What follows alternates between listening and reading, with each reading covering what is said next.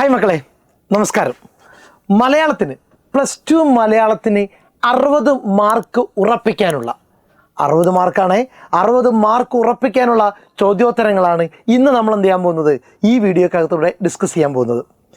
മലയാളത്തിന് പാഠഭാഗമായിട്ട് നല്ല ബന്ധം ഉണ്ടായിരിക്കുക എന്നുള്ളതാണ് മാർക്ക് ഉറപ്പിക്കാനുള്ള പ്രധാനപ്പെട്ട കാര്യം. നമ്മളിപ്പോൾ ഇവിടെ കുറച്ച് ചോദ്യങ്ങളും ഉത്തരങ്ങളും എന്ത് ചെയ്യുന്നുണ്ട്, കൃത്യമായിട്ട് ഡിസ്കസ് ചെയ്യുന്നുണ്ട്. ആ ഡിസ്കസ് ചെയ്യുന്ന സമയത്ത് ആ പാഠഭാഗത്തിൻ്റെ ആശയം കൂടി നമ്മുടെ മനസ്സിനകത്തേക്ക് എന്ത് ചെയ്യും, കൃത്യമായിട്ട് കിട്ടുന്നതാണ്. അത് കിട്ടിക്കഴിഞ്ഞാൽ സ്വാഭാവികമായിട്ട് എന്ത് ചെയ്യും, ബാക്കിയുള്ള 20 മാർക്കിനുള്ള ഉത്തരങ്ങൾക്കുള്ള സാധ്യത കൂടി എന്ത് ചെയ്യുന്നുണ്ട്, ഇവിടെ നിങ്ങൾക്ക് തുറന്നു വെക്കുന്നുണ്ട്. അതുകൊണ്ട് വളരെ കൃത്യമായിട്ട് വളരെ ശ്രദ്ധയോടുകൂടി ഈ കുറഞ്ഞ സമയം നിങ്ങൾ എന്ത് ചെയ്യുക, ഉപയോഗപ്പെടുത്തുക. നമ്മുടെ മലയാളത്തിന് എങ്ങനെ 60 മാർക്ക് ഉറപ്പിക്കാം, അല്ലെങ്കിൽ ഇത് പഠിക്കുന്നതിലൂടെ മലയാളത്തിന് നിങ്ങൾക്ക് എന്ത് ചെയ്യാൻ പറ്റും, 60 മാർക്ക് ഉറപ്പിക്കാൻ പറ്റും. ബാക്കി 20 മാർക്കും കാര്യങ്ങളൊക്കെ ഇന്ന് രാത്രി നടക്കുന്ന അല്ലെങ്കിൽ ലൈവ് ക്ലാസ്സിലകത്ത് എന്ത് ചെയ്യാം, നിങ്ങൾക്ക് കാണാവുന്നതാണ്. നോക്കുക, തൻ്റെ കൊട്ടാരത്തിൽ എത്തിച്ചേർന്ന ശകുന്തളയെ ദുഷ്യന്തൻ എപ്രകാരമെല്ലാമാണ് അധിക്ഷേപിച്ചത്. തൻ്റെ കൊട്ടാരത്തിൽ എത്തിച്ചേർന്ന ശകുന്തളയെ ദുഷ്യന്തൻ എപ്രകാരമെല്ലാമാണ് അധിക്ഷേപിച്ചത്. 4 മാർക്കിന് വരുന്ന ചോദ്യമാണ്. 4 മാർക്കിന് വരുന്ന ചോദ്യത്തിനകത്ത് ഏതെല്ലാം പോയിന്റുകളാണ് നമ്മൾ കൊണ്ടുവരേണ്ടത് നോക്കിക്കേ. സ്ത്രീകളെ മൊത്തം അധിക്ഷേപിക്കുന്ന വാക്കുകളാണ് ശകുന്തളക്ക് ദുഷ്യന്തനിൽ നിന്ന് നേരിടേണ്ടി വരുന്നത്. സ്ത്രീകളെ മൊത്തം അധിക്ഷേപിക്കുന്ന വാക്കുകളാണ് ശകുന്തളക്ക് ദുഷ്യന്തനിൽ നിന്ന് നേരിടേണ്ടി വരുന്നത്. സ്ത്രീകൾ പൊതുവെ ഇല്ലാത്ത വലുപ്പം ഭാവിക്കുന്ന അഹങ്കാരികളാണെന്നും ശകുന്തളയും അത്രക്കാരിയാണെന്നും ദുഷ്യന്തൻ ആരോപിക്കുന്നു. നോക്കുക, സ്ത്രീകൾ പൊതുവെ ഇല്ലാത്ത വലുപ്പം ഭാവിക്കുന്ന അഹങ്കാരികളാണെന്നും ശകുന്തളയും അത്തരക്കാരിയാണെന്നും ദുഷ്യന്തൻ ആരോപിക്കുന്നു. വഴി പിഴച്ചവളായ ശകുന്തള കുലസ്ത്രീ എന്ന് നടിക്കുന്നവളാണെന്നും ദുഷ്യന്തൻ കുറ്റപ്പെടുത്തുന്നു. മാർക്ക് ചെയ്ത് വെച്ച മക്കളെ, വഴി പിഴച്ചവളായ ശകുന്തള കുലസ്ത്രീ എന്ന് നടിക്കുന്നവളാണെന്നും ദുഷ്യന്തൻ കുറ്റപ്പെടുത്തുന്നു. സ്വർണ്ണാഭരണങ്ങളിലും മനോഹര വസ്ത്രങ്ങളിലും ആസക്തിയുള്ള ശകുന്തള അത് നേടാൻ വേണ്ടിയാണ് കൊട്ടാരത്തിൽ കളവ് പറഞ്ഞ് എത്തിച്ചേർന്നതെന്ന് ദുഷ്യന്തൻ ആക്ഷേപിക്കുന്നു. സ്വർണ്ണാഭരണങ്ങളിലും മനോഹര വസ്ത്രങ്ങളിലും ആസക്തിയുള്ള ശകുന്തള അത് നേടാൻ വേണ്ടിയാണ് കൊട്ടാരത്തിൽ കളവ് പറഞ്ഞ്, എന്ത് കളവ് പറഞ്ഞിട്ട്, എൻ്റെ ഭർത്താവാണ് ഇദ്ദേഹം, എൻ്റെ കുഞ്ഞിൻ്റെ അച്ഛനാണ് ഇദ്ദേഹം എന്ന് പറഞ്ഞ് ദുഷ്യന്തൻ്റെ മുന്നിൽ വരുന്നത്, എത്തിച്ചേർന്നതെന്ന് ദുഷ്യന്തൻ ആരോപിക്കുന്നു. കുയിൽപ്പേടയെപ്പോലെ അന്യനാൽ വളർത്തപ്പെട്ടവളാണ് ശകുന്തള എന്നും അതുകൊണ്ട് അവളിൽ വളർത്തുദോഷവും ദുഷ്യന്തൻ ആരോപിക്കുന്നു. കുയിൽ പ്രസവിച്ച് മറ്റ് കാക്ക വളർത്തുന്നത് പോലെ വേറൊരാൾ പ്രസവിച്ച് മറ്റൊരാളാൽ വളർത്തപ്പെട്ടവളാണ് ശകുന്തള, അതുകൊണ്ട് എന്ത് ചെയ്യുന്നു, കുറ്റവും ആരോപിക്കുന്നു. ഇത്രയും കാര്യങ്ങളാണ് ആര് പരാമർശിച്ചത്, നമ്മുടെ ദുഷ്യന്തൻ ശകുന്തളക്ക് നേരെ പരാമർശിച്ച കാര്യങ്ങൾ. ഓർത്തു വെക്കുക, ദുഷ്യന്തൻ ശകുന്തളക്ക് നേരെ പരാമർശിച്ച കാര്യങ്ങൾ. ദെൻ നെക്സ്റ്റ്, തന്നെ അധിക്ഷേപിക്കുന്ന ദുഷ്യന്തനോടുള്ള പ്രതികരണമായി ശകുന്തള പറയുന്ന ലോകതത്വങ്ങൾ വിശദീകരിക്കുക. തന്നെ അധിക്ഷേപിക്കുന്ന ദുഷ്യന്തനോടുള്ള പ്രതികരണമായി ശകുന്തള പറയുന്ന ലോകതത്വങ്ങൾ വിശദമാക്കുക. പണ്ഡിതന്മാരായ ആളുകൾ പോലും അന്യരുടെ കടുകുമണി പോലത്തെ ദോഷങ്ങൾ ഉടനെ കണ്ടെത്തുകയും വലുതായ സ്വന്തം ദോഷങ്ങൾ തിരിച്ചറിയുകയും ചെയ്യുന്നില്ല. എന്തൊക്കെയാണ് ശകുന്തള തിരിച്ചു പറയുന്ന മറുപടി? എന്ത് ചെയ്യുക, ഓർത്തു വെക്കുക. പണ്ഡിതന്മാരായ ആളുകൾ പോലും അന്യരുടെ കടുകുമണി പോലത്തെ ദോഷങ്ങൾ ഉടനെ കണ്ടെത്തുകയും വലുതായ സ്വന്തം ദോഷങ്ങൾ തിരിച്ചറിയുകയും ചെയ്യുന്നില്ല. സ്വന്തം മുഖം കണ്ണാടിയിൽ കാണുന്നത് വരെ അത് ഭംഗിയുള്ളതാണെന്ന് വിചാരിക്കുന്ന വിരൂപന്മാർ സ്വന്തം കുറ്റങ്ങൾ തിരിച്ചറിയാതെ മറ്റുള്ളവരുടെ കുറ്റങ്ങൾ പറഞ്ഞു നടക്കും. കുറവുകളില്ലാത്തവർ മറ്റുള്ളവരുടെ കുറ്റങ്ങൾ കണ്ടെത്തി നിന്ദിക്കുകയില്ല. തെളിഞ്ഞ വെള്ളത്തിൽ കുളിച്ചാലും വീണ്ടും മണ്ണിൽ കുളിച്ച് സന്തോഷം കണ്ടെത്തുന്ന മതയാനയെ പോലെയാണ് നല്ല ആളുകളെ നിന്ദിച്ച് സന്തോഷം കണ്ടെത്തുന്ന ദുർജനങ്ങൾ. തെളിഞ്ഞ വെള്ളത്തിൽ കുളിച്ചാലും വീണ്ടും മണ്ണിൽ കുളിച്ച് സന്തോഷം കണ്ടെത്തുന്ന മതയാനയെ പോലെയാണ് നല്ല ആളുകളെ നിന്ദിച്ച് സന്തോഷം കണ്ടെത്തുന്ന ദുർജനങ്ങൾ. സത്യധർമ്മങ്ങൾ വെടിഞ്ഞ പുരുഷനെ ക്രുദ്ധനായ സർപ്പത്തേക്കാൾ പേടിക്കേണ്ടതുണ്ട്. സത്യധർമ്മങ്ങൾ വെടിഞ്ഞ പുരുഷനെ ക്രുദ്ധനായ സർപ്പത്തേക്കാൾ പേടിക്കേണ്ടതുണ്ട്. അറിവില്ലാത്തവനായ അവനോട് പണ്ഡിതന്മാർ ശുഭാശുഭ കാര്യങ്ങൾ പറഞ്ഞാൽ അതിൽ നിന്ന് നല്ലതും ചീത്തയുമായിട്ടുള്ള കാര്യങ്ങൾ പറഞ്ഞു കഴിഞ്ഞാൽ ചീത്ത ആളുകൾ അശുഭം മാത്രമേ അവൻ ഗ്രഹിക്കുകയുള്ളൂ. പാലും വെള്ളവും കലർത്തി നൽകിയാൽ അതിൽ നിന്ന് അരയന്നം പാല് മാത്രം കുടിക്കുന്നത് പോലെ മനസ്സിൽ നന്മയുള്ളവർ നല്ല കാര്യങ്ങൾ പെട്ടെന്ന് ഗ്രഹിക്കും. സെറ്റാണല്ലോ. ദെൻ നെക്സ്റ്റ്, പ്രകാശം ജലം പോലെയാണ്, ടാപ്പ് തുറന്നാൽ മതി കുതിച്ചൊഴുകും. ഇങ്ങനൊരു വാക്കുണ്ടല്ലോ നമ്മുടെ ആ പാഠഭാഗത്തിനകത്ത്. പ്രകാശം ജലം പോലെയാണ്, ടാപ്പ് തുറന്നാൽ കുതിച്ചൊഴുകും. ഈ വാക്യത്തിന് ആ കഥയിലുള്ള പ്രാധാന്യം എന്താണ്? നോക്കുക, മാന്ത്രിക യാഥാർത്ഥ്യത്തിൻ്റെ വശ്യ സൗന്ദര്യം കൊണ്ട് ലോകത്തെ വിസ്മയിപ്പിച്ച ഗബ്രിയേൽ മാർക്കസിൻ്റെ പ്രകാശം ജലം പോലെയാണ് എന്ന കഥയെ മാന്ത്രിക അന്തരീക്ഷത്തിലേക്ക് നയിക്കുന്നത് ഈ വാക്യമാണ്.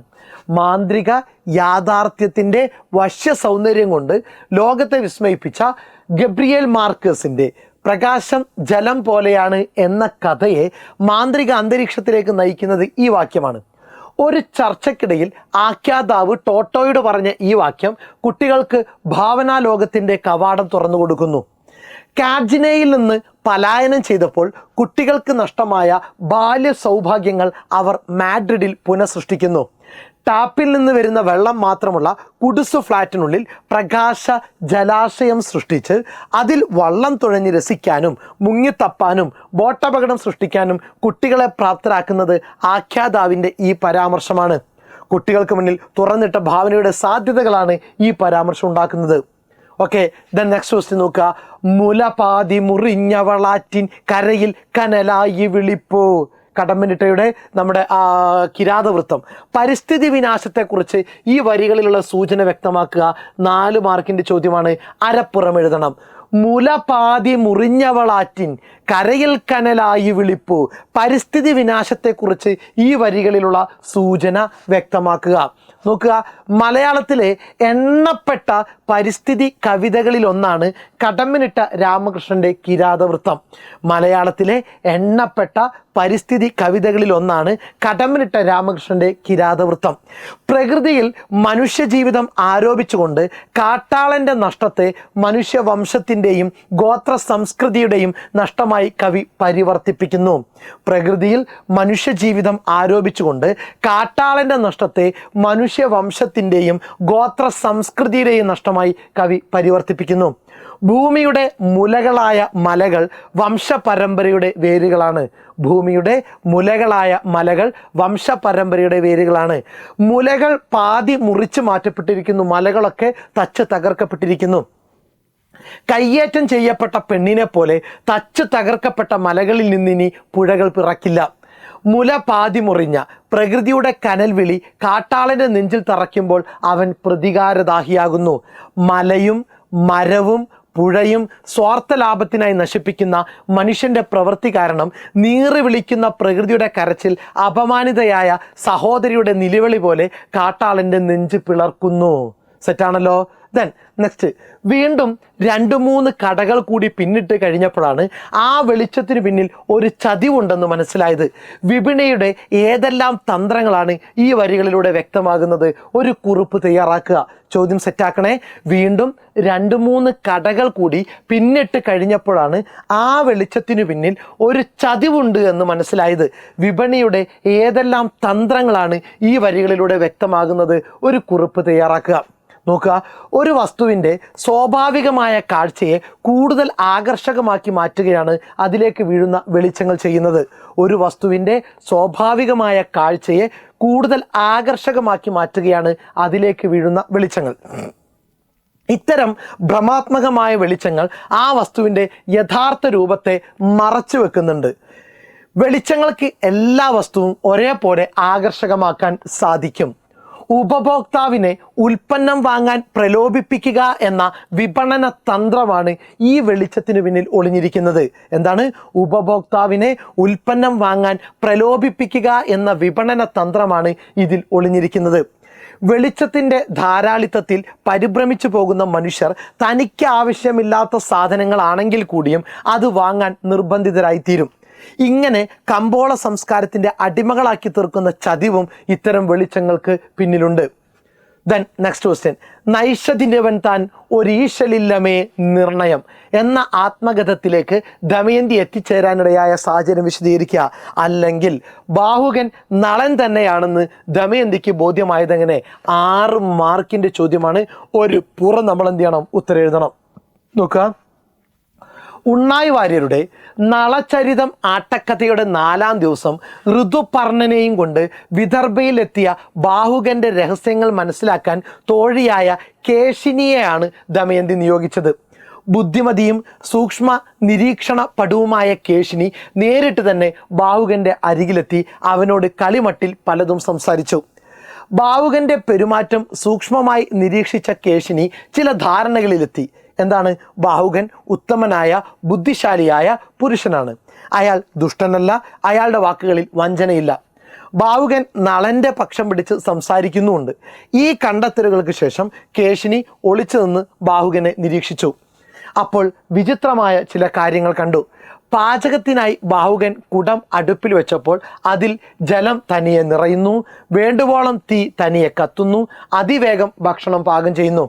മറ്റൊരു വിചിത്ര കാര്യവും കേശിനി കണ്ടു. എന്താണ്? നളൻ തലോടിയപ്പോൾ വാടിയ പൂക്കളൊക്കെ പുതുപൂക്കളാകുന്നു. ഈ സവിശേഷതകളെല്ലാം വിവാഹവേദിയിൽ വെച്ച് ഇന്ദ്രൻ, അഗ്നി, വരുണൻ, യമൻ എന്നീ ദേവന്മാർ നളന് നൽകിയ വരങ്ങളുടെ അടയാളമാണെന്ന് തിരിച്ചറിഞ്ഞ കേശിനി ഈ കാര്യങ്ങളെല്ലാം ദമയന്തിയെ അറിയിച്ചു. ഭാവുകൻ നളൻ തന്നെയാണെന്ന് അങ്ങനെയാണ് എന്ത് ചെയ്തത്? ദമയന്തിക്ക് ബോധ്യമായത്. സെറ്റ്. ദെൻ നെക്സ്റ്റ്, അഗ്നിവർണന്റെ കാലുകൾ എന്ന നാടകത്തിൽ അടിച്ചുതളിക്കാരി എന്ന കഥാപാത്രത്തിൻ്റെ പ്രാധാന്യം എന്താണ്? അഗ്നിവർണന്റെ കാലുകൾ എന്ന നാടകത്തിൽ അടിച്ചുതളിക്കാരി എന്ന കഥാപാത്രത്തിൻ്റെ പ്രാധാന്യം എന്താണ്? നോക്കുക, ജനതയുടെ സ്വാതന്ത്ര്യമോഹവും അതുണ്ടാക്കുന്ന കലാപ സാധ്യതയും കലാപരമായി ധ്വനിപ്പിക്കുകയാണ് അടിച്ചുതളിക്കാരി എന്ന കഥാപാത്രത്തിലൂടെ കാവാലം ചെയ്യുന്നത്. അഗ്നിവർണന്റെ കാലുകൾ എന്ന നാടകത്തിൻ്റെ അവസാനമെങ്കിലും രാജാവ് വരുമെന്ന് പ്രേക്ഷകർ പ്രതീക്ഷിച്ചിരിക്കുമ്പോഴാണ് അടിച്ചുതളിക്കാരി വരുന്നത്. ഈ ട്വിസ്റ്റിൽ തന്നെയാണ് നാടകകൃത്ത് ക്ലൈമാക്സ് ഒരുക്കിയിരിക്കുന്നത്. എന്താണ്? ക്ലൈമാക്സിൽ രംഗപ്രവേശം ചെയ്തിരിക്കുന്നത് ഒരു പെണ്ണാണ്. രാജാവ് വാസ്തവത്തിൽ പെണ്ണാണോ എന്ന ചിന്താരാമൻ്റെ സംശയവും, രാജാവല്ല രാജ്ഞി, ഞങ്ങളുടെ സങ്കടം അങ്ങോട്ട് പറയട്ടെ, ഇവിടമെല്ലാം ഒന്ന് അടിച്ചു വൃത്തിയാക്കണേ രാജ്ഞി എന്ന് കേവലരാമനും പറയുമ്പോൾ ആക്ഷേപഹാസ്യത്തിൻ്റെ തീവ്രത ഉച്ചസ്ഥായിയിലെത്തുന്നു. അധികാരിയെ നേർവഴിക്ക് നയിക്കേണ്ട അനുചര സംഘങ്ങൾ താൻ കാര്യലാഭത്തിനായി പ്രവർത്തിക്കുകയും പരസ്പരം മത്സരിക്കുകയും ചെയ്യുന്നു. ഈ ഗതികേടിൽ നട്ടം തിരിയുമ്പോഴാണ് സാധാ പ്രജകളുടെ മുമ്പിലേക്ക് അടിച്ചുതളിക്കാരി പ്രവേശിക്കുന്നത്. വേലക്കാരി രാജ്ഞിയാവണമെന്നും ഈ ഭരണരംഗം കാര്യഗൗരവത്തോടെ ശുദ്ധി വരുത്തണമെന്നും കേവലരാമൻ ആഗ്രഹിക്കുന്നു. കുറേ കാലം നിസ്സംഗതയോടെ സഹിച്ച് ജീവിച്ച പൊതുസമൂഹം ഒരു നാൾ തിരുത്തൽ ശക്തിയാകും എന്ന പ്രതീക്ഷയാണ് നാടകാന്ത്യത്തിൽ. അതിനെ നയിക്കാൻ അടിസ്ഥാന വർഗത്തിൽ നിന്ന് തന്നെ ഒരു പ്രതിനിധി വരും. കാരണം അവരാണ് അനാദിയായ കാലം മുതലേ ഇതിനെല്ലാം ഇരകൾ. അഗ്നിവർണന്റെ കാലുകളിൽ അടിസ്ഥാന വർഗ പ്രതിനിധിയായി അടിച്ചുതളിക്കാരി എത്തുമ്പോൾ ചരിത്ര നീതി കൂടിയാകുന്നു. നിഷ്കളങ്കയും ശുദ്ധഗതിക്കാരിയുമാണ് അവൾ. ചാണകവെള്ളവും ചൂലുമായി വന്ന അവൾ തൻ്റെ ഉത്തരവാദിത്തം കൃത്യമായി പാലിക്കുന്നു. രംഗമാകെ അടിച്ചു വൃത്തിയാക്കുന്നിടത്ത്, ഭരണരംഗത്തെ ശുദ്ധിയാക്കുന്നിടത്താണ് നാടകം അവസാനിക്കുന്നത്. സെറ്റ്. ദെൻ നെക്സ്റ്റ് ക്വസ്റ്റ്യൻ, തിരസ്കൃതനായാണ് ഞാൻ ജനിച്ചതും വളർന്നതും. കലാമണ്ഡലം ഹൈദരാലിയുടെ ഈ പ്രസ്താവനയെ സാധൂകരിക്കുന്ന ചില ജീവിത സന്ദർഭങ്ങൾ പദത്തിൻ്റെ പദത്തിൽ എന്ന പാഠഭാഗത്തു നിന്നും കണ്ടെത്തി കുറിക്കുക. നോക്കുക, തിരസ്കൃതനായാണ് ഞാൻ ജനിച്ചതും വളർന്നതും. കലാമണ്ഡലം ഹൈദരാലിയുടെ ഈ പ്രസ്താവനയെ സാധൂകരിക്കുന്ന ചില ജീവിത സന്ദർഭങ്ങൾ പദത്തിൻ്റെ പദത്തിൽ എന്ന പാഠഭാഗത്തു നിന്നും കണ്ടെത്തി കുറിക്കുക. നോക്കുക, കലാമണ്ഡലം ഹൈദരാലിയുടെ ആത്മകഥയിൽ നിന്നും എടുത്ത പദത്തിൻ്റെ പദത്തിൽ എന്ന ഭാഗത്ത് പാഴ്ജന്മമായി വളർന്നതെന്ന വേദന പങ്കുവെക്കുന്നുണ്ട്. കലാമണ്ഡലം ഹൈദരാലിയുടെ ആത്മകഥയിൽ നിന്നും എടുത്ത പദത്തിൻ്റെ പദത്തിൽ എന്ന ഭാഗത്ത് പാഴ്ജന്മമായി വളർന്നത് എന്ന വേദന പങ്കുവെക്കുന്നുണ്ട്. 9 പ്രസവിച്ച, ഇനി പ്രസവിക്കില്ല എന്ന് കരുതിയ ഉമ്മയെപ്പോലും അത്ഭുതപ്പെടുത്തിയ നാണക്കേടുണ്ടാക്കിയ ജനനം. നാട്ടുകാർക്ക് അത് പറഞ്ഞ് രസിക്കാൻ വകയായി. ആർക്കും ആവശ്യമില്ലാത്ത ജന്മമായി വികൃത രൂപമായ ചെറുക്കൻ കലാമണ്ഡലത്തിലെ പഠനകാലത്തും ഇതേ അനുഭവങ്ങൾ ആർക്ക് നേരിടേണ്ടി വന്നു? ഹൈദരാലിക്ക് നേരിടേണ്ടി വന്നു. എന്താണ്? പഠന സമയത്ത് അവനെ തൊടാതെ മാറിയിരുന്നു മറ്റു കുട്ടികൾ. മാപ്പിളച്ചക്കനായതുകൊണ്ട് ഒരകലം പാലിച്ചിട്ടാണ് ബാക്കി കുട്ടികളൊക്കെ ഇരുന്നിരുന്നത്. മാപ്പിളച്ചക്കനായതാണ് ഈ ഐറ്റത്തിന് കാരണം എന്നവൻ മനസ്സിലാക്കി. ക്ലാസ്സിലും മെസ്സിലുമെല്ലാം അകലം പാലിച്ചു സഹപാഠികൾ. ഇത്തരം ജീവിത സന്ദർഭങ്ങളിലൂടെ ഹൈദരാലി തിരസ്കൃതനായാണ് ജനിച്ചതും വളർന്നതും എന്ന് മനസ്സിലാക്കാം. സെറ്റാക്കി വെച്ചില്ലേ? ദെൻ നെക്സ്റ്റ്, സംഗീതത്തെക്കുറിച്ചും എന്നെക്കുറിച്ചും പറയേണ്ടി വരുമ്പോഴൊക്കെ ഞാൻ എൻ്റെ ബാപ്പയുടെ ഈണം കേൾക്കുന്നു. കലാമണ്ഡലം ഹൈദരാലിയുടെ ഈ വാക്യത്തിൽ തെളിയുന്ന മനോഭാവം വിശദീകരിക്കുക. സംഗീതത്തെക്കുറിച്ചും എന്നെക്കുറിച്ചും പറയേണ്ടി വരുമ്പോഴൊക്കെ ഞാൻ എൻ്റെ ബാപ്പയുടെ ഈണം കേൾക്കുന്നു. കലാമണ്ഡലം ഹൈദരാലിയുടെ ഈ വാക്യത്തിൽ തെളിയുന്ന മനോഭാവം വിശദീകരിക്കുക. കലാമണ്ഡലം ഹൈദരലിയുടെ ആത്മകഥാഭാഗമായ പദത്തിൻ്റെ പദത്തിൽ കഷ്ടപ്പാടുകൾ നിറഞ്ഞ അദ്ദേഹത്തിൻ്റെ ബാല്യകാല അനുഭവങ്ങൾ കാണാം. ഉമ്മക്ക് നാണക്കേടുണ്ടാക്കിയ ജനനമായിരുന്നു ഹൈദരലിയുടേത്. എല്ലാവരാലും നേരിട്ട അവഗണന. ബാപ്പയുടെ വാത്സല്യവും സ്നേഹവുമാണ് കുട്ടിക്കാല അനുഭവത്തിന് തിളക്കം കൂട്ടുന്നത്. മക്കളെ പടച്ചോൻ തരണതല്ലേ എന്ന ദൈവകൃപയിൽ വിശ്വസിച്ച ബാപ്പ ഹൈദറിനെ ഏറെ കരുതലോടെ ചേർത്ത് നിർത്തി. ഓർമ്മ വരണം പാഠഭാഗം. പാട്ടുകൊണ്ട് ജീവിക്കുമെന്ന വിചാരത്താലാവാം മകനെ മടിയിലിരുത്തി പാട്ടുപാടി ആര് ലാളിച്ചു? ഹൈദറിൻ്റെ ബാപ്പ ലാളിച്ചു. ഹൈദറിന് 5 വയസ്സായപ്പോൾ അതും അവസാനിച്ചു. ബാപ്പ മരിച്ചു. ബാപ്പയുടെ മകനോടുള്ള ഇത്തരം കരുതലാണ് സംഗീതത്തെക്കുറിച്ചും തന്നെക്കുറിച്ചും പറയേണ്ടി വരുമ്പോൾ ഏറെ സ്നേഹിച്ച, വാത്സല്യം പകർന്ന, ഒപ്പം പാട്ടിൻ്റെ ലോകത്ത് കൂട്ടിക്കൊണ്ടുപോയ ബാപ്പയുടെ ഈണം കേൾക്കുന്നു എന്ന തോന്നലിന് കാരണമായി മാറിയത്. പുലിക്കോട്ടിൽ ഹൈദർ തൻ്റെ കൃതികളിലെ പ്രമേയത്തിൽ പുലർത്തുന്ന കേരളീയത വ്യക്തമാക്കുക. വളരെ പ്രധാനപ്പെട്ട ചോദ്യമായിട്ട് എടുക്കുക. പുലിക്കോട്ടിൽ ഹൈദർ തൻ്റെ കൃതികളിൽ പുലർത്തുന്ന കേരളീയത.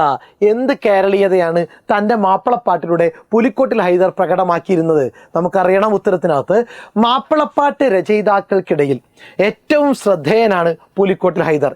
കേരളീയതയ്ക്ക് തൻ്റെ കാവ്യങ്ങളിൽ ഏറെ പ്രാധാന്യം നൽകി.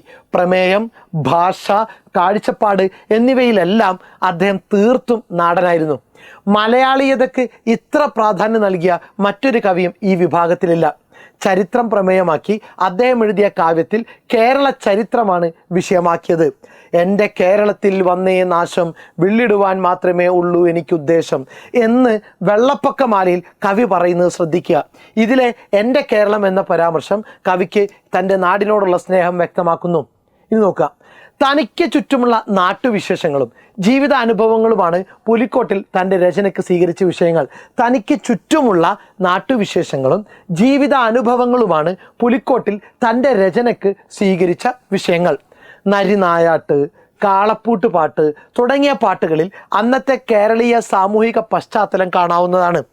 മതപരമായ ഇതിവൃത്തങ്ങളും അറേബ്യൻ ചരിത്രങ്ങളുമൊക്കെ മാപ്പിളപ്പാട്ടിന് വിഷയമായപ്പോൾ പുലിക്കോട്ടിലാകട്ടെ താൻ പിറന്ന മണ്ണിൽ നിന്നാണ് പ്രമേയങ്ങൾ കണ്ടെത്തിയത്. ഭക്തിക്ക് പോലും പ്രാധാന്യം നൽകാതെ നാട്ടുകഥകൾ പാടാനാണ് ഹൈദർ ഇഷ്ടപ്പെട്ടത്. മതത്തിനു പുറത്തുള്ള സാമൂഹിക പ്രമേയങ്ങളാണ് അദ്ദേഹത്തിൻ്റെ രചനകളിൽ പ്രധാനമായും കണ്ടെത്താൻ കഴിയുക. കേരള ചരിത്രം, മറിയക്കുട്ടിയുടെ കത്ത്, ദുരാചാരമാല, കലിയുഗം, കാതുകുത്തുമാല, സ്ത്രീമർദ്ദിതമാല, മാരന്മാരുടെ തകരാറ് തുടങ്ങിയവയാണ് അദ്ദേഹത്തിൻ്റെ പ്രധാന കൃതികൾ. സെറ്റല്ലേ? ദെൻ നെക്സ്റ്റ്, അയ്യപ്പ പണിക്കരുടെ മോഷണം എന്ന കവിത മുന്നോട്ട് വെക്കുന്ന ചിന്തകളും സാമൂഹ്യ പ്രസക്തിയും എന്തെല്ലാമാണെന്ന് വിശകലനം ചെയ്ത് കുറിപ്പ് തയ്യാറാക്കുക. അയ്യപ്പ പണിക്കരുടെ മോഷണം എന്ന കവിത മുന്നോട്ട് വെക്കുന്ന ചിന്തകളും സാമൂഹ്യ പ്രസക്തിയും. അയ്യപ്പ പണിക്കരുടെ മോഷണം എന്ന കവിത ആക്ഷേപഹാസ്യ ശൈലിയിൽ രചിക്കപ്പെട്ടതാണ്. ആദ്യത്തെ പോയിന്റ് നോക്കുക. സാമൂഹ്യ ജീർണതകളെ പരിഹാസ പുച്ഛങ്ങളോടെ നർമ്മത്തിൽ പൊതിഞ്ഞ് ഈ കവിതയിൽ അവതരിപ്പിക്കുന്നു. മനുഷ്യൻ്റെ കാപ്പട്യങ്ങളെ ഹാസ്യത്തിൻ്റെ വകഭേദങ്ങളിലൂടെ പൊളിച്ചെഴുതുന്നു അയ്യപ്പ പണിക്കരുടെ മോഷണം എന്ന രചന. സദാചാരത്തിൻ്റെ കറുപ്പും വെളുപ്പും തിരിച്ച് സ്വസ്ഥമായി നിലനിൽക്കാൻ ശ്രമിക്കുന്ന സമൂഹത്തെ പ്രായോഗിക ജീവിതത്തിൽ അതങ്ങനെയല്ലെന്ന് ആക്ഷേപഹാസ്യത്തിലൂടെ മോഷണം എന്ന കവിതയിൽ അയ്യപ്പ പണിക്കർ ചൂണ്ടിക്കാണിക്കുന്നു. തന്നേക്കാൾ വലിയ കള്ളന്മാരുടെയും കളവിൻ്റെയും സാന്നിധ്യം വെറുമൊരു മോഷ്ടാവായ കവിതയിലെ ആഖ്യാതാവിനറിയാം. വലിയ കള്ളന്മാരുടെയും കളവിൻ്റെയും സാന്നിധ്യം പല തരത്തിലും പല തലത്തിലും നിലനിൽക്കുമ്പോൾ തന്നെ കള്ളൻ എന്ന് വിളിച്ചാൽ അവരെ എന്ത് വിളിക്കും എന്ന ചോദ്യം കവിതയിൽ ഉയർന്നു വരുന്നു. അതുകൊണ്ടാണ് തൻ്റെ കളവുകളെ വെറുമൊരു എന്ന വിശേഷണത്തോടെ കവിതയിൽ പല സ്ഥലത്തും എന്ത് കാണാം? വെറുമൊരു എന്നുള്ള വിശേഷണം കാണാം. വെറുമൊരു എന്ന വിശേഷണത്തോടെ കള്ളൻ നിസ്സാരമായിട്ട് അവതരിപ്പിക്കുന്നത്. 10 രൂപ പോക്കറ്റ് അടിച്ചവനെയും പട്ടിണി അകറ്റാൻ ആഹാര സാധനങ്ങൾ മോഷ്ടിച്ചവനെയും ആൾക്കൂട്ടം സദാചാര വിചാരണ നടത്തി തല്ലിക്കൊല്ലുകയും കോടികൾ കൈയിട്ട് വാരുന്നവൻ മിടുക്കനും കാര്യപ്രാപ്തനുമാകുന്ന സമകാലിക യാഥാർത്ഥ്യത്തിൻ്റെ നേരവതരണമാകുന്നു ഈ കവിത. ഇത് നോക്കാം. തുണി മോഷ്ടിച്ചത് എന്തിനു വേണ്ടിയിട്ടാണ്? മറ്റുള്ളവരുടെ നാണം കാക്കാനായിരുന്നു എന്നാണ് കള്ളൻ്റെ ന്യായം. ഇനി അത് തനിക്ക് വേണ്ടിയല്ല. ഇനി കോഴിയെ മോഷ്ടിച്ചത് കോഴി ഇറച്ചി തിന്നാനും പശുവിനെ മോഷ്ടിച്ചത് പാല് കുടിക്കാനുമായിരുന്നു. തീറ്റയും കുടിയും അടിസ്ഥാന ആവശ്യങ്ങളാണ്. ഇത് രണ്ടും വൈദ്യൻ പോലും വിലക്കാത്തതുമാണ്. വ്യക്തിയുടെയും സമൂഹത്തിൻ്റെയും ആരോഗ്യത്തിന് ഹാനികരവുമല്ലത്രേ. പതിയെ പതിയെ മോഷണത്തെ ആഖ്യാതാവായ കള്ളൻ തൻ്റെ അവകാശമാക്കി മാറ്റുന്നു. മോഷണമെന്ന തിന്മയെ തിരിച്ചറിയുമ്പോൾ തന്നെ അതിനെ സൃഷ്ടിക്കുന്ന സാമൂഹിക സാഹചര്യത്തെ നാം മനസ്സിലാക്കേണ്ടതുണ്ട് എന്ന് കവി ചൂണ്ടിക്കാട്ടുന്നു. മോഷ്ടിക്കപ്പെടാൻ അല്ലെങ്കിൽ ഒരാൾ മോഷ്ടാവാകാൻ സാമൂഹിക സാഹചര്യം എന്ത് ചെയ്യുന്നുണ്ട്? ഒരു കാരണമാകുന്നുണ്ട്. നോക്കുക, ആഹാരം പോലുള്ള അടിസ്ഥാന ആവശ്യങ്ങൾ ലഭിക്കാതെ വരുന്ന ചില സന്ദർഭങ്ങളിൽ ചിലർ മോഷ്ടാക്കളായി മാറിപ്പോകുന്നു എന്ന സാമൂഹിക യാഥാർത്ഥ്യം കവിതയിലുണ്ട്. നിസ്സാര കുറ്റങ്ങൾ പെരുപ്പിച്ച് കാണിക്കുകയും വലിയ കുറ്റങ്ങൾ കാണാതെ പോവുകയും ചെയ്യുന്ന സമൂഹത്തിൻ്റെ കാഴ്ചപ്പാടിനെയും തെറ്റിനെ ന്യായീകരിക്കുന്ന മനുഷ്യ സ്വഭാവത്തെയും കവിതയിൽ എടുത്തു കാണിക്കുന്നു. 6 മാർക്കിൻ്റെ ചോദ്യമാണ്. ഒന്നുകൂടി എന്ത് ചെയ്യുക, മനസ്സിലാവാത്തവർ വീണ്ടും കേട്ടു നോക്കുക. ഇനി നോക്കാം, പുരാണ കഥയിലെ ശീലാവതിയിൽ നിന്ന്. പുരാണത്തിലൊരു ശീലാവതിയുണ്ട്. ഭർത്താവിനെ അനുസരിച്ച് ഭർത്താവിനോട് മറുപടി ഒന്നും പറയാതെ ഭർത്താവ് കാണിക്കുന്ന എല്ലാ തെണ്ടിത്തരങ്ങളും ആക്സെപ്റ്റ് ചെയ്ത് ജീവിക്കുന്ന ഒരു ശീലാവതി. അതിൽ നിന്ന് വ്യത്യസ്തമായിട്ട് നമ്പ്യാരുടെ, കുഞ്ചൻ നമ്പ്യാരുടെ ശീലാവതി എങ്ങനെയാണ് വ്യത്യസ്തയായിരിക്കുന്നത്? ഒരു കുറിപ്പ് തയ്യാറാക്കുക. നമ്മുടെ പുരാണ കഥകളിൽ ഉത്തമയായ ഭാര്യയുടെ പ്രതീകമായി അവതരിപ്പിക്കപ്പെട്ട കഥാപാത്രമാണ് ശീലാവതി. കുലീനയും സൽസ്വഭാവിയും പതിവ്രതാരത്നവുമായി അവതരിപ്പിക്കപ്പെട്ട സ്ത്രീ കഥാപാത്രം. ഭർത്തൃപരിചരണം ജീവിതവ്രതമാക്കിയ ഒരു സ്ത്രീയായിരുന്നു ശീലാവതി. പൊതുവെ സ്ത്രീകളെ അടിമത്തത്തിന് കീഴിൽ നിലനിർത്താനുള്ള ഒരു പ്രതീകമായിട്ടാണ് ശീലാവതി എന്ന സ്ത്രീ സങ്കല്പത്തെ ഉപയോഗിച്ചിട്ടുള്ളത്. അതായത് പുരുഷ മേധാവിത്വത്തിന് കീഴിൽ പൂർണ്ണമായും വഴങ്ങുന്ന ഒരു പരമ്പരാഗത സ്ത്രീബിംബ മാതൃകയായിട്ടാണ് ശീലാവതിയെ നമ്മുടെ പുരാണ ഇതിഹാസങ്ങളിൽ അവതരിപ്പിച്ചിട്ടുള്ളത്. ഇങ്ങനെ ഭർത്താവിൻ്റെ ഏത് കൊള്ളരുതായ്മയെയും യാതൊരു പരിഭവവുമില്ലാതെ യാതൊരു മറുവാക്കുമില്ലാതെ അനുസരിക്കുന്ന ശീലാവതിയെ വ്യത്യസ്തമായൊരു കാഴ്ചപ്പാടിൽ കുഞ്ചൻ നമ്പ്യാർ അദ്ദേഹത്തിൻ്റെ ശീലാവതി ചരിത്രത്തിൽ അവതരിപ്പിച്ചതായി കാണാം. യാതൊരു പരിഭവവുമില്ലാതെ, മറുത്തൊരു അക്ഷരം ചിന്തിക്കുക പോലും ചെയ്യാതെ ഭർത്താവിൻ്റെ ഇഷ്ടങ്ങൾക്കനുസരിച്ച് മാത്രം പ്രവർത്തിച്ചിരുന്ന ശീലാവതിയിൽ നിന്നും വ്യത്യസ്തമായ ഒരു ശീലാവതിയാണ് കുഞ്ചൻ നമ്പ്യാർ നമുക്കിവിടെ കാണിച്ചു തരുന്നത്. അപ്പോൾ ആദ്യം പുരാണത്തിലെ ശീലാവതിയെ നമ്മൾ പറഞ്ഞു കഴിഞ്ഞു. ഇനി കുഞ്ചൻ നമ്പ്യാരുടെ ശീലാവതി എന്തായിരുന്നു? പുരുഷാധിപത്യ വ്യവസ്ഥയ്ക്ക് വിധേയയാണെങ്കിലും മുറുമുറുപ്പില്ലാതെ എല്ലാം സഹിക്കുന്ന ശീലാവതിയെയല്ല നാം ഇവിടെ കാണുന്നത്. താൻ അനുഭവിക്കുന്ന പരിഹാസവും പീഡനവും ആത്മശൈഥില്യവും എന്താണെന്ന് ശീലാവതി തിരിച്ചറിയുന്നു. കൊല്ലുന്നതിനേക്കാളും ശല്യമായിട്ടുള്ള കൊള്ളിവാക്കല്ലാതെ ചൊല്ലുകില്ല അദ്ദേഹം എന്ന വരികളിലൂടെ കുടുംബാന്തരീക്ഷത്തിൽ താൻ അനുഭവിക്കുന്നത് മാനസിക പീഡനമാണെന്ന് തിരിച്ചറിയുന്ന ശീലാവതിയെ നമുക്ക് കാണാം. തൻ്റെ ഭർത്താവിൻ്റെ അടുത്തു നിന്നും താൻ അനുഭവിക്കുന്ന മാനസിക പീഡനങ്ങളെക്കുറിച്ച് അണമുറിയാതെ ശീലാവതി പരിഭവം കൊള്ളുന്നുണ്ട്. കുടുംബജീവിതത്തിൻ്റെ ഭാരം മുഴുവൻ ചുമലിലേറ്റി യാചിച്ചു കൊണ്ടുവന്ന അരി കൊണ്ട് ഭക്ഷണമുണ്ടാക്കി കൊടുത്തിട്ട് ഒരു നല്ല വാക്ക് പോലും കിട്ടുന്നില്ല എന്നത് പോകട്ടെ, ക്രൂരമായ വാക്കുകൾ ഏറ്റുവാങ്ങേണ്ടി വരികയും ചെയ്യുന്നു. ഇങ്ങനെ താൻ അനുഭവിക്കുന്ന മാനസിക പീഡനങ്ങൾ തുറന്നു പറയുന്ന ശീലാവതി അതുവരെ സാഹിത്യത്തിൽ അവതരിപ്പിക്കപ്പെട്ട ശീലാവതി എന്ന സ്ത്രീബിംബ മാതൃകയ്ക്ക് ചേർന്നവളല്ല. തൻ്റെ നിരാശയും പ്രതിഷേധവുമൊക്കെ ശീലാവതി തുറന്നു പറയുന്ന ശീലാവതിയെയാണ് നാം ഇവിടെ കാണുന്നത്. നോക്കുക, ഗൗളി ജന്മം എന്ന കഥയിലെ സന്ദർശകക്ക് കഥയിലുള്ള പ്രാധാന്യം എന്താണ്? ഗൗളി ജന്മം എന്ന കഥയിലെ സന്ദർശകക്ക് കഥയിലുള്ള പ്രാധാന്യം എന്താണ്? ഗ്രേസിയുടെ ഗൗളി ജന്മം എന്ന കഥയിൽ ഗൗരവമുള്ള ചില സാമൂഹിക വിഷയങ്ങൾ ഹാസ്യാത്മകമായിട്ട് അവതരിപ്പിക്കുന്നുണ്ട്. ആക്ഷേപഹാസ്യത്തിൻ്റെയും ഐറണിയുടെയും പാരഡിയുടെയും സാധ്യതകൾ ഈ കഥയിൽ ഉപയോഗിക്കുന്നു.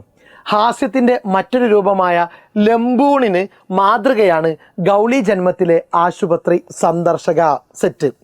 അത്തരം സന്ദർശകരുടെ മര്യാദയില്ലാത്ത പെരുമാറ്റത്തെ വിമർശിക്കാൻ വേണ്ടി പരിഹാസ്യമായ സവിശേഷതകളോടെയാണ് ആ കഥാപാത്രത്തെ അവതരിപ്പിക്കുന്നത്. ഇരുട്ട് കുത്തനെ പതിച്ചതുപോലെയുള്ള അവരുടെ സാന്നിധ്യവും കുളമ്പടിച്ചെത്തും പോലെയുള്ള വരവും പട്ടുസാരിയുടെ തിളക്കവും മര്യാദഘട്ട വർത്തമാനവും ആ കഥാപാത്രത്തിന് ഒരു കോമാളി ഭാവം നൽകുന്നു. പുറമേ സഹതാപം പ്രകടിപ്പിക്കുമ്പോൾ തന്നെ അന്യൻ്റെ ദുഃഖത്തിൽ സന്തോഷിക്കുന്ന കഥാപാത്രമാണവർ. ആശുപത്രി സന്ദർശകരിൽ കാണാറുള്ള പെരുമാറ്റ വൈകൃതങ്ങളെ പരിഹസിക്കാൻ ഉപയുക്തമാണ് ഈ കഥാപാത്രം. നോക്കുക, വിദ്യാഭ്യാസത്തിൽ മുന്നിട്ട് നിൽക്കുമ്പോഴും അന്ധവിശ്വാസത്തിൽ കുടുങ്ങിക്കിടക്കുന്ന സമൂഹമാണ് മലയാളി. വിദ്യാഭ്യാസത്തിൽ മുന്നിട്ട് നിൽക്കുമ്പോഴും അന്ധവിശ്വാസത്തിൽ കുടുങ്ങിക്കിടക്കുന്ന സമൂഹമാണ് മലയാളി. ഗൗളി ജന്മം എന്ന കഥയിലെ സന്ദർഭങ്ങൾ പ്രയോജനപ്പെടുത്തി ആ അഭിപ്രായത്തിൻ്റെ സാധുത പരിശോധിക്കുക. നോക്കുക, ഗ്രേസി ടീച്ചർ എഴുതിയ ഗൗളി ജന്മം എന്ന കഥയിൽ കേരള സമൂഹത്തിലെ ചില തെറ്റായ പ്രവണതകളെ ഹാസ്യാത്മകമായിട്ട് വിമർശിക്കുന്നു. പഠിപ്പുണ്ടെങ്കിലും യുക്തിബോധമില്ലാതെ അന്ധവിശ്വാസങ്ങളിൽ കുടുങ്ങിക്കിടക്കുന്നവരാണ് നമ്മൾ. ഒരു ശാസ്ത്രീയ യുക്തിയുമില്ലാത്ത ഗൗളി ശാസ്ത്രത്തിൽ വിശ്വസിക്കുന്ന മലയാളിയെ ഗ്രേസി ടീച്ചർ കണക്കിന് കളിയാക്കുന്നു. അച്ഛൻ മരിക്കുമ്പോൾ ഗർഭത്തിലായിരുന്ന കുഞ്ഞിൻ്റെ തലയിൽ തന്തയെ തീനി എന്ന വിശേഷണം ചാർത്തി കൊടുക്കുന്നവരെയും കഥയിൽ പരിഹസിക്കുന്നു.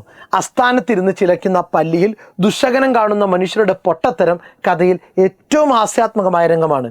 വിദ്യാഭ്യാസ മുന്നേറ്റം ഉണ്ടാകുമ്പോൾ മലയാളി ഇത്തരം ഇരുണ്ട വിശ്വാസത്തിൽ കുടുങ്ങിക്കിടക്കുകയാണെന്ന എഴുത്തുകാരിയുടെ നിരീക്ഷണം ശരിയാണ്. സെറ്റ്. Then next question. ഇത് കണ്ടെത്താനാണോ പാവം ആ രാജകുമാരൻ ഇക്കണ്ട ത്യാഗങ്ങളൊക്കെ സഹിച്ചത്? കഷ്ടം. അടുക്കള ചുമരുകൾക്കുള്ളിൽ കരിയും പുകയും പിടിച്ച് കിടക്കുന്ന പെണ്ണുങ്ങൾക്ക് പോലും അറിയാമല്ലോ ഇത്. സന്ദർഭം വിശദീകരിച്ച് ഇതിലെ പരിഹാസം വ്യക്തമാക്കുക. ഇത് കണ്ടെത്താനാണോ ആ പാവ രാജകുമാരൻ ഇക്കണ്ട ത്യാഗങ്ങളൊക്കെ സഹിച്ചത്? ആൺകൗളിയോട് പെൺകൗളി പറയുന്നു. അടുക്കള ചുമരുകൾക്കുള്ളിൽ കരിയും പുകയും പിടിച്ച് കിടക്കുന്ന പെണ്ണുങ്ങൾക്ക് പോലും അറിയാമല്ലോ ഇത്. സന്ദർഭം വിശദീകരിച്ച് ഇതിലെ പരിഹാസം വ്യക്തമാക്കുക. ഗ്രേസിയുടെ ഗൗളി ജന്മം എന്ന കഥയിലെ പെൺകൗളിയുടെ പരിഹാസമാണിത്. ആണഹന്തയുടെ ആൾരൂപമായാണ് നമ്മുടെ ആൺകൗളിയെ ഇവിടെ അവതരിപ്പിക്കുന്നത്. ജ്ഞാനവും ധ്യാനവും ത്യാഗവും എല്ലാം പുരുഷന്റെ മാത്രം കഴിവുകളാണെന്ന് വിശ്വസിക്കുന്ന ആൺകൗളി ബുദ്ധന്റെ ജ്ഞാനോദയത്തെക്കുറിച്ച് പെൺകൗളിയോട് പറയുന്നത് ഈ അഹങ്കാരത്തോടെയാണ്. എല്ലാം ത്യജിച്ച് ധ്യാനസ്ഥനായതുകൊണ്ടാണ് ബുദ്ധന് ജ്ഞാനോദയം ഉണ്ടായത്. അതൊരിക്കലും പെണ്ണിന് കഴിയുന്നതല്ല എന്ന് ആൺകൗളി അഹങ്കാരത്തോടെ പറയുന്നു. ബുദ്ധൻ ഇത്ര കഷ്ടപ്പെട്ട് നേടിയ ജ്ഞാനം പെണ്ണ് സ്വന്തം ജീവിതം കൊണ്ട് പഠിച്ചതാണ്. മമതയാണ് എല്ലാ ദുഃഖത്തിനും കാരണം എന്നവൾ അനുഭവിച്ച് പഠിച്ചതാണ്. കുടുംബത്തെ സ്നേഹിച്ചു പോയതുകൊണ്ട് അതിൻ്റെ തടവറയിൽ സ്വയം നഷ്ടപ്പെടുന്നവളാണ് പെണ്ണ്. അവൾക്ക് കുടുംബ ബന്ധങ്ങൾ ത്യജിച്ച് തൻ്റെ സ്വാതന്ത്ര്യത്തിന് ജീവിക്കാനാവാത്തത് കുടുംബത്തോടുള്ള മമത കൊണ്ടാണ്. ആ മമതയാൽ അവൾ തന്നെ നഷ്ടപ്പെടുത്തുന്നു. ആ തിരിച്ചറിവിന് മുന്നിൽ പുരുഷൻ്റെ അഹന്തയും ബുദ്ധൻ്റെ ത്യാഗവും ജ്ഞാനവും എത്രയും നിസ്സാരമാണെന്ന സൂചനയിലൂടെ പെൺകൗളി ആണഹന്തയുടെ കഴുത്തരിയുന്നു. തലയിൽ തേങ്ങ വീണാൽ ചിരിക്കരുത് എന്ന ഗുണപാഠം ഹാസ്യത്തിന് കാരണമാകുന്നുണ്ടോ? അഭിപ്രായം എഴുതുക. ജീവിതത്തിലായാലും സാഹിത്യത്തിലായാലും എന്തിനും ഏതിനും ഗുണപാഠം കണ്ടെത്തുന്ന മനുഷ്യൻ്റെ കാപ്പട്യങ്ങളെ തുറന്നു കാട്ടുകയാണ് കവി. ചൊല്ലുകളിലും ഗുണപാഠങ്ങളിലുള്ള മനുഷ്യൻ്റെ അറിവും അമിതവിശ്വാസവും അപകടമായി മാറാറുണ്ട്. ഓർത്തു വെക്കുക.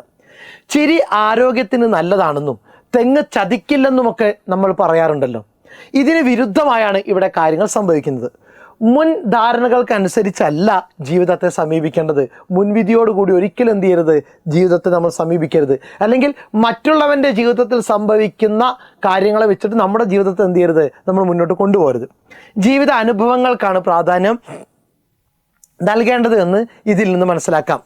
നമ്മുടെ നാട്ടിൽ പ്രചരിക്കുന്ന പല ചൊല്ലുകൾക്കും മനുഷ്യത്വ വിരുദ്ധവും സ്ത്രീ വിരുദ്ധവുമായ അർത്ഥങ്ങളാണുള്ളത്. അവയെ ജീവിതത്തിൽ മാതൃകയാക്കേണ്ടതില്ല എന്നുകൂടി ഓർമ്മിപ്പിക്കുന്നതിനാണ് കവി ബോധപൂർവം ഇത്തരമൊരു ഗുണപാഠം കവിതയിൽ ചേർത്തിരിക്കുന്നത്. മഞ്ഞുറഞ്ഞ താഴ്വരയിലെ അത് നമുക്ക് വേണ്ട സഞ്ചാര സാഹിത്യ കൃതികൾക്കുണ്ടാകേണ്ട സവിശേഷതകൾ എന്തെല്ലാമാണ്? എസ്.കെ. പൊറ്റക്കാടിൻ്റെയും എം.പി. വീരേന്ദ്രകുമാറിൻ്റെയും രചനകൾ മുൻനിർത്തി കുറിപ്പ് തയ്യാറാക്കുക. വായനക്കാരന് അപരിചിതമായ ഭൂഭാഗങ്ങളെ പരിചയപ്പെടുത്തുക എന്നത് മാത്രമല്ല ഒരു സഞ്ചാര കൃതികൾക്കുണ്ടാകേണ്ട സവിശേഷ ഗുണം. എഴുതുന്ന ആളുടെ അനുഭവങ്ങളെ ഹൃദയസ്പർശിയായി ആവിഷ്കരിക്കാനും കഴിയണം. സഞ്ചാരം നടത്തുന്ന ആളിൻ്റെ അനുഭവങ്ങളുടെ ആവിഷ്കാരമാണല്ലോ സഞ്ചാര സാഹിത്യങ്ങൾ. ആത്മാംശം ശ്രദ്ധിക്കുക, ആത്മാംശമാകാമെങ്കിലും അമിതമായി കടന്നു വരുന്നത് അരോചകമാകും. ഞാൻ കണ്ട യൂറോപ്പിന് പകരം യൂറോപ്പിലെ ഞാൻ ആകരുത് എന്നെന്ത് ചെയ്യുക, നിങ്ങൾ പ്രത്യേകം ഓർക്കുക. ഇനി ആഖ്യാനത്തിൽ വൈകാരികമായ ഭാഷയ്ക്ക് വളരെ പ്രാധാന്യമുണ്ട്. അനുഭവങ്ങളുടെ അന്തസത്ത ചോർന്നു പോകാതെ വായനക്കാരന് പകർന്നു നൽകാൻ പര്യാപ്തമായ ഭാഷയാകണം. മറ്റ് കൃതികളിൽ പരിണാമഗുപ്തി വായനക്കാരെ തുടർ വായനയ്ക്ക് പ്രേരിപ്പിക്കും. നോവലൊക്കെ ആകുമ്പം അടുത്ത നിമിഷം എന്ത് സംഭവിക്കും എന്നുള്ളൊരു സംശയം എന്ത് ചെയ്യും, ക്രിയേറ്റ് ചെയ്യപ്പെടും. എന്നാൽ സഞ്ചാര സാഹിത്യത്തിൽ അതില്ല. അതുകൊണ്ട് ഹൃദയസ്പൃക്കായും വസ്തുനിഷ്ഠവുമായുള്ള അവതരണം വായനക്കാരെ പിന്തിരിപ്പിക്കില്ല. ഒരു നാടിൻ്റെ ജീവചൈതന്യം അവിടുത്തെ ജനങ്ങളാണ്. ജീവനില്ലാത്ത അമ്പരചുംബികളെയും കെട്ടിടങ്ങളെയും മാത്രം വർണ്ണിക്കുന്നത് വായനയെ വിരസമാക്കും. നാടോടിക്കഥ, ചരിത്രം, ഭൂമിശാസ്ത്രം തുടങ്ങിയ എല്ലാ മേഖലകളെയും സമഗ്രമായും സൂക്ഷ്മമായും അവതരിപ്പിക്കുന്നതാണ് ഉചിതം. കാഴ്ചകളിൽ പങ്കാളികളാകാൻ വായനക്കാർക്ക് കഴിയുന്ന തരത്തിൽ ദൃശ്യചാരുത പകരുന്ന ആഖ്യാനം ആവശ്യമാണ്. പ്രമേയത്തിലെ പുതുമയല്ല, എഴുത്തിൻ്റെ സർഗാത്മകതയാണ് യാത്രാവിവരണത്തെ മഹത്തരമാക്കുന്നത്. സെറ്റാണല്ലോ. നോക്കുക, ഇപ്പോഴത്തെ അവസ്ഥയിലും മാധ്യമങ്ങൾക്ക് കുറേ അധികം കാര്യങ്ങൾ ചെയ്യാൻ കഴിയുമെന്ന് പി സായിനാഥ് അഭിപ്രായപ്പെട്ടിട്ടുണ്ട്. എന്തൊക്കെയാണത്? പി സായിനാഥിൻ്റെ നല്ലൊരു വരൾച്ചയെ എല്ലാവരും ഇഷ്ടപ്പെടുന്നു എന്ന പ്രവേശക പാഠത്തിലെ ഭാഗമാണ് പ്രസ്തുതം. പത്രപ്രവർത്തനം നിലവിൽ നേരിടുന്ന പ്രതിസന്ധി കോർപ്പറേറ്റിസത്തിൻ്റെതാണ്, മുതലാളിത്തത്തിൻ്റെതാണ്. വാർത്തകളുടെ സത്യസന്ധതയ്ക്ക് മുകളിൽ മുതലാളിത്തത്തിൻ്റെ ഇടപെടൽ വാർത്തയുടെ സുതാര്യതയെ ബാധിക്കുന്നു. ഈ അവസ്ഥയെ സ്വതന്ത്ര പത്രപ്രവർത്തനം കൊണ്ട് മറികടക്കാൻ സാധിക്കുമെന്നും സത്യസന്ധവും സുതാര്യവുമായ വാർത്തകളുടെ അവതരണമാണ് അദ്ദേഹം ലക്ഷ്യമാക്കുന്നത്. സത്യസന്ധമായ വാർത്തകൾ ലഭിക്കുക എന്നത് ഒരാളുടെ അവകാശമാണ്. അത്തരം വാർത്തകൾ കണ്ടെത്തുകയും അവതരിപ്പിക്കുകയും ചെയ്തു എന്നതാണ് ഇന്ത്യൻ പത്രപ്രവർത്തനത്തിന് സായിനാഥ് നൽകിയ സംഭാവന. ഹൃദയത്തിൽ കൊത്തിവലിക്കുമ്പോഴും അത് സുഖമുള്ള അനുഭവമായിരുന്നു. വിടവാങ്ങൽ പ്രസംഗത്തെ കെ വിശ്വനാഥ് ഇങ്ങനെ വിശേഷിപ്പിച്ചത് എന്തുകൊണ്ടാണ്? കെ വിശ്വനാഥ് മാതൃഭൂമി സ്പോർട്സ് മാസികയിൽ എഴുതിയ സ്പോർട്സ് ഫീച്ചറാണ് വാങ്കഡയുടെ ഹൃദയത്തുടിപ്പുകൾ. സച്ചിൻ്റെ വിടവാങ്ങൽ മത്സരത്തിൻ്റെ വൈകാരികമായ അവതരണമാണ് ഈ ഫീച്ചർ. 2013 നവംബർ 16 വെസ്റ്റ് ഇൻഡീസ് താരം ഷാനൻ ഗബ്രിയേലിൻ്റെ മിഡിൽ സ്റ്റംപ് മുഹമ്മദ് ഷമി തെറിപ്പിച്ചതോടെ സച്ചിൻ്റെ അന്താരാഷ്ട്ര കരിയർ അവസാനിച്ചു. കൂട്ടുകാർ ഇരുവശത്തുനിന്നും ക്രിക്കറ്റിൻ്റെ ദൈവത്തിന് ഗാർഡ് ഓഫ് ഓണർ നൽകി. പിന്നീടാണ് സച്ചിൻ്റെ വിടവാങ്ങൽ പ്രസംഗം ആരംഭിച്ചത്. കുടുംബാംഗങ്ങൾ, പരിശീലകർ, കൂട്ടുകാർ തുടങ്ങി ആരെയും വിട്ടുപോകാതെ ദീർഘമായിരുന്നു ആ പ്രസംഗം. സച്ചിൻ്റെ വിരമിക്കലിൻ്റെ വേദന നിലനിൽക്കുമ്പോഴും സച്ചിൻ തൻ്റെ കരിയറിൻ്റെ ഒപ്പം നിന്നവരെ ഓർമ്മിക്കുന്നത് സുഖമുള്ള അനുഭവമായിരുന്നു എന്നാണ് ലേഖകൻ പറയുന്നത്. കാവ്യഭാഷയുടെ സ്വഭാവത്തിലുള്ള ഈ ഭാഗത്തിൻ്റെ വിവരണമാണ് ഈ ഫീച്ചറിൻ്റെ ഏറ്റവും മനോഹരമായ വിവരണങ്ങളിലൊന്ന്. കയ്യൊപ്പില്ലാത്ത സന്ദേശം എന്ന തലക്കെട്ട് ആ പാഠഭാഗത്തിന് എത്രത്തോളം അനുയോജ്യമാണ് നോക്കുക. കയ്യൊപ്പില്ലാത്ത സന്ദേശം. മലയാള നോവൽ സാഹിത്യ ചരിത്രത്തിൽ രൂപത്തിലും ഭാവത്തിലും വ്യത്യസ്തത അടയാളപ്പെടുത്തിയ നോവലാണ് എം മുകുന്ദൻ്റെ നൃത്തം. ഒരിക്കലും നേരിട്ട് കാണുകയോ ടെലിഫോണിൽ സംസാരിക്കുകയോ പോലും ചെയ്യാത്ത രണ്ടുപേർ തമ്മിലുള്ള ഇമെയിൽ സന്ദേശത്തിലാണ് നോവൽ ആരംഭിക്കുന്നത്. അദൃശ്യ സ്ഥലമായ സൈബർ സ്പേസാണ് ഇമെയിൽ സന്ദേശത്തിൻ്റെ ഇടം. അഗ്നി എന്നും ശ്രീധരൻ എന്നും കഥാപാത്രങ്ങൾക്ക് പേരുകൾ നൽകിയിട്ടുണ്ടെങ്കിലും പേരുകൾ സൂചിപ്പിക്കുന്ന സ്വത്വമോ വിലാസങ്ങളോ അവർക്കില്ല. ഒരു വെറും ഇമെയിൽ മാത്രമാണ് താനെന്ന് അഗ്നി പറയുന്നുണ്ട്. ജീവിത യാഥാർത്ഥ്യത്തിൽ നിന്നും ഭിന്നമായ അനുഭവമാണത്. ഉണ്ടെന്ന് തോന്നിപ്പിക്കുക മാത്രമേ ചെയ്യുന്നുള്ളൂ. ഒരു കത്തിനുമേൽ കയ്യൊപ്പ് ചാർത്തുമ്പോൾ അതിന് സ്വന്തമാകുന്ന വൈകാരികതയും വിശ്വാസ്യതയും ഇമെയിലിനില്ല. സൈബർ ലോകത്തിൻ്റെ അനന്തതയിൽ വന്ന് പതിക്കുന്ന ഓരോരുത്തരും ജീവിക്കുന്നത് കയ്യൊപ്പുകൾ ആവശ്യമില്ലാത്ത പ്രതീതി യാഥാർത്ഥ്യത്തിൻ്റെ ലോകത്താണ്. നമുക്കതൊരു യാഥാർത്ഥ്യമായി അനുഭവപ്പെടുമ്പോഴും ഇൻ്റർനെറ്റിൽ നിലനിൽക്കുന്ന പ്രതീതിയാണതെന്ന് ഈ പാഠം ഓർമ്മിപ്പിക്കുന്നുണ്ട്. അതുകൊണ്ട് തന്നെ കയ്യൊപ്പില്ലാത്ത സന്ദേശം എന്ന തലക്കെട്ട് അനുയോജ്യമാണ്. ഓർക്കുക, കൃത്യമായിട്ട് ചോദ്യോത്തരങ്ങൾ സെറ്റാക്കി വെക്കുക. എത്ര മാർക്കാണ്? 60 മാർക്കേ നമുക്ക് ഇതുകൊണ്ട് ഉറപ്പിക്കാൻ പറ്റും. ഓക്കെ, ഒബ്ജക്റ്റീവ് ടൈപ്പിലേക്കുള്ള ഉത്തരങ്ങൾ ഇതിനകത്തുണ്ട്. നിങ്ങൾ സെറ്റാക്കി വെച്ചാൽ മാത്രം മതി. Okay, thank you.